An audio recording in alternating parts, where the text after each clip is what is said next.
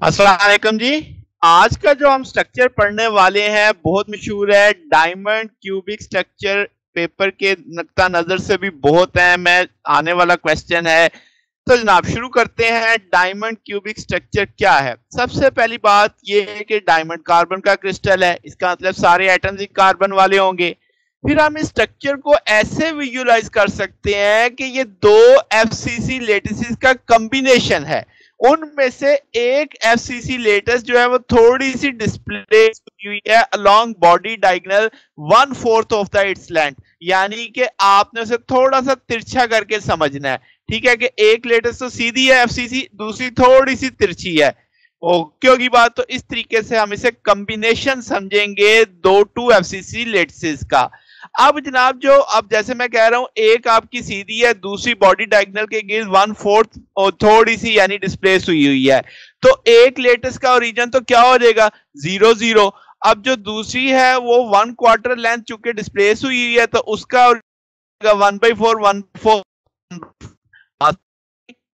Okay, अब मैं इसको सीसी देखी जिसके चार, आप देख रहे हो 8 एटम मैंने रेड पे कॉर्नर वाले शो कर दिए, 6 ग्रीन में आपको फेसिस पे शो हो गए। तो इसका मतलब ये एक एफसीसी है। अब जो 4 एटम आपको बकिया दिख रहे हैं ये दूसरे वाली एफसीसी के हैं। आप जानते हैं एफसीसी में 4 यूनिट सेल में 4 एटम कंट्रीब्यूट करते हैं। कैसे भला? कि जो रेड वाले हैं इनकी कंट्रीब्यूशन 1 की होगी, जो ग्रीन वाले हैं इनकी कंट्रीब्यूशन कितने की होगी? 3 की। फेसिस वाले ना हाफ हाफ कंट्रीब्यूट कर रहे होंगे। तो रेड और ग्रीन, एक जो हमारी ब्रेवियस लेटेस है ये 4 आपके एटम कंट्रीब्यूट कर रही है। तो दूसरी लेटेस जो दूसरी एफसीसी लेटेस है उसके भी 4 होने चाहिए। तो वो 4 मैंने ये ब्लू कलर में मेंशन कर दिए। अब ये जो 4 जो मैंने ब्लू कलर में मेंशन किए ये दूसरे वाली ब्रेवियस लेटेस के हैं। ठीक होगी बात। अब इनकी पोजीशन का जरा समझना थोड़ा होता है टेक्निकली, तो मैं दो तरीकों से आपको समझाऊंगा कि दो मुख्तलिफ तरीकों से कि इनकी पोजीशन आप कैसे डिफाइन कर सकते हैं। क्योंकि क्यूबिक है, मैंने एक लेंथ को आप 1 मान लिया, यूनिटी मान लिया। आप 1 आपके डेप्थ में भी होगा, हाइट में भी होगा, लेंथ में भी होगा। तो आपके पास जो पहला आपने देखा ये ब्लू 1/4 1/4 1/4। तो आपने जो एक आप बनाने की मैं आपको टेक्निक बता रहा हूं कि ड्रा कैसे करना है आपने। तो आपने अपने लिए एक स्केल बना लेना 1/4 1/2 3/4, इसी तरीके से अदर भी। तो अब आपका जो पहला होगा वो 1/4 1/4 1/4 पे है। तो आप देखो ये 1/4 इधर भी आ रहा है, 1/4 इधर भी आ रहा है, 1/4 इसका जी एक्सिस पे भी आ रहा होगा। ठीक है, नेक्स्ट वन किधर है? वो है जी आपके पास 1/4 3/4 3/4। तो ये अब आपके पास 1/4 इस एक्सिस के लिहाज से, 3/4 वाई एक्सिस के लिहाज से, 3/4 जी एक्सिस के लिहाज से। तो सो जब आप इसको देखेंगे तो ये 3/4 पे आ गया है, 1/4 ये वाई एक्सिस पे गया है, और 3/4 किस पे आया? जी एक्सिस पे आ गया। इसी लिहाज से आप इसको भी डिफाइन कर लेंगे। तो ये तो एक तरीकाकार, इस तरीके से आप एक्सिस स्केल बना के कर सकते हैं। दूसरा एक बड़ा आसान तरीकाकार है कि भाई आपके मैंने यहाँ पे ना अपनी आसानी के लिए एफ फेस सेंटर्ड नहीं शो किए, आप बना सकते हैं, मगर मुझे चूंकि कंफ्यूजन से बचना था इसलिए मैंने यहाँ पे फेस सेंटर्ड वाले एटम शो नहीं किए। आपने बॉडी डायगोनल बना लिए, इस किनारे को इस किनारे से जोड़ा, 1 का 1 2 का 2 3 का 3 4 का 4 आ गया। अब मैं इन 4 एटम्स की पोजीशन समझाना चाहता हूं आपको। ठीक है, अब जरा ग्रीन लाइन देखो, तो ग्रीन लाइन पे 3/4 पे इसकी एक पोजीशन आएगी, और इसी तरीके से आपके पास येलो लाइन में इसकी पोजीशन 1/4 पे आएगी। अब आप अगर 1/4 पे इमेजिन करो तो ये बिल्कुल यही वाली पोजीशन आ रही है। ग्रीन लाइन पे 3/4 पोजीशन करो तो यही वाली पोजीशन आ रही है। ब्लैक कलर में 3/4, तो वो ब्लैक कलर का 3/4 यहां पे बनेगा आपके पास। बात समझ आ गई? और पर्पल कलर का 1/4 तो वो ये आ जाएगा आपके पास। तो ये ऑलमोस्ट वैसी ही शक्ल आपके, वैसी पोजीशंस आ जाएंगी ये जो आपने इस तरीके से बनाई। ये आपके एजिस पे है, ये फेसिस पे है। ये जो 4 एटम है इन्हें हम बोलते हैं कि इनकी पोजीशन टेट्राहेड्रल वाइड्स हैं। ठीक है, केमिस्ट्री में जरा ज्यादा डिटेल में पढ़ाया जाता है, हम सिर्फ फिजिक्स में इसकी इस तरीके से डायगोनल पोजीशन से इसे देख लेंगे। अब यही चीज मैंने इसको टॉप व्यू से समझाया है। अब ये आप समझो कि ये बॉटम है 0 0 0, तो एक फेस सेंटर्ड वाला भी होगा, यहां से समझ लो आसानी हो जाएगी। ये जो बॉटम पे आपको 5 दिख रहे हैं, ये समझो 0 0 0 0, ठीक हो गया। अब इसी जब मैं ऊपर से देखूंगा तो ये बॉटम वाला और टॉप वाला मुझे एक ही जगह पे दिखाई देंगे, यानी आप इसे 0 व 1 कह सकते हैं, 0 व 1 0 व 1 0 व 1 कह सकते हैं, क्योंकि भाई आपके पास चूंकि अगर आप इसे 0 0 0 पे मान ले तो ये 1 लेंथ इससे 1 हाइट पे है, इससे 1 हाइट पे, इससे 1 हाइट पे, इससे 1 हाइट पे, तो इसलिए से मैं 1 बोल रहा हूं, माइंड इट। तो इसका मतलब किनारे जब आप ऊपर से देखोगे तो जो 0 पोजीशन पे है और 1 पोजीशन पे है वो तो एक ही जगह पे दिखाई देगा, ओके हो गया। और जो आपके सेंटर ये टॉप और ये जो बॉटम पे है ये भी आपको एक ही जगह पे दिखाई देगा, तो इसलिए भी मैंने इसको 0 दिया कि भाई आपका टॉप और बॉटम भी एक लोकेशन पे आ रहा है। जो फेसेस हैं ये बॉडी डायगोनल के सेंटर में होते हैं, तो देखो 1/2 इस फेस वाला हो गया, पीछे आपके राइट वाला 1/2 आ गया, जो बैक एंड पे है उसका 1/2 आ गया, जो फ्रंट एंड पे है उसका 1/2 आ गया, क्योंकि बॉडी डायगोनल के सेंटर पे है, ठीक होगी बात।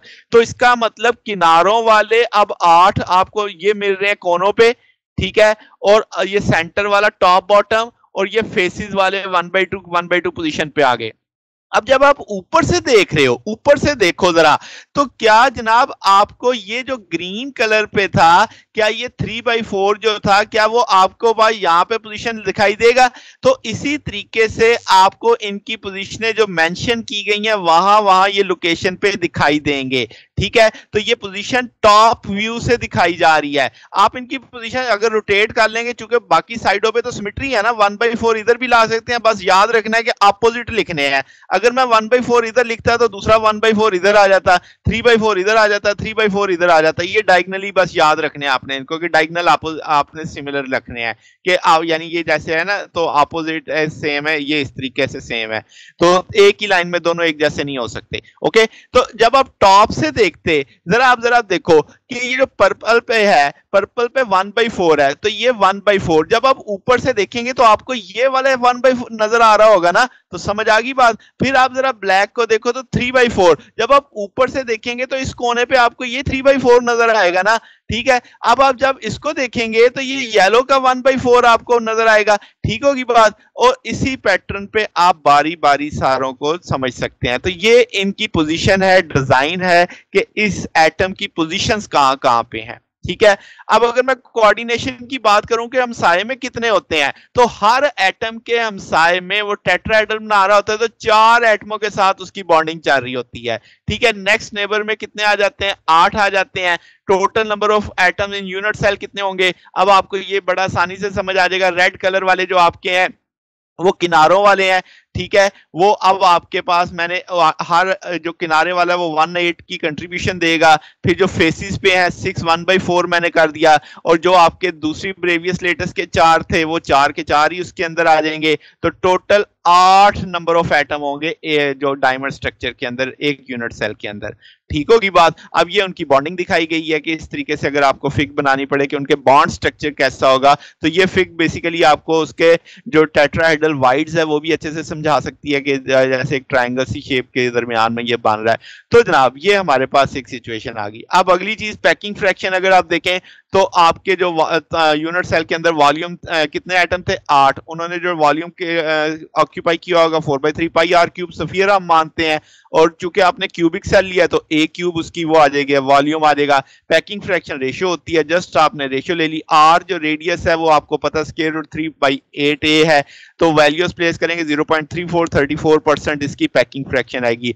जबकि जब हम असल एक सिंगल एफसीसी पढ़ते हैं तो वो 74% होती है। इसका मतलब ये उसके लिहाज से तो बेखाली है, बिल्कुल 34% है, जबकि एक सिंगल एफसीसी जो होती है वो 74% ऑक्यूपाइड होती है। इसका मतलब जो डायमंड स्ट्रक्चर है वो 64% एम्प्टी होता है, लूजली बाउंड आप कह सकते हैं इसके अंदर, ठीक है, यानी स्पेस काफी अंदर से खाली होती है। तो ये जनाब आपके पास आज का टॉपिक था। आज हमने देखा कि डायमंड स्ट्रक्चर क्या होता है, उनकी पोजीशनों को समझा, फिर हमने उसमें कोऑर्डिनेशन नंबर को देखा, total number of atom unit cell में निकाले, फिर पैकिंग फ्रैक्शन देखी। अगर आपको इसमें कोई बात पूछनी हो, डाउट हो, तो नीचे कमेंट्स में पूछ सकते हैं। वीडियो अच्छी लगी हो तो वीडियो को लाइक कीजिएगा, दोस्तों के साथ शेयर कीजिएगा, चैनल को भी सब्सक्राइब कर दीजिएगा। अब तक के लिए इतना ही, बकिया इंशाल्लाह फिर नेक्स्ट देखेंगे। ओके, अल्लाह हाफिज।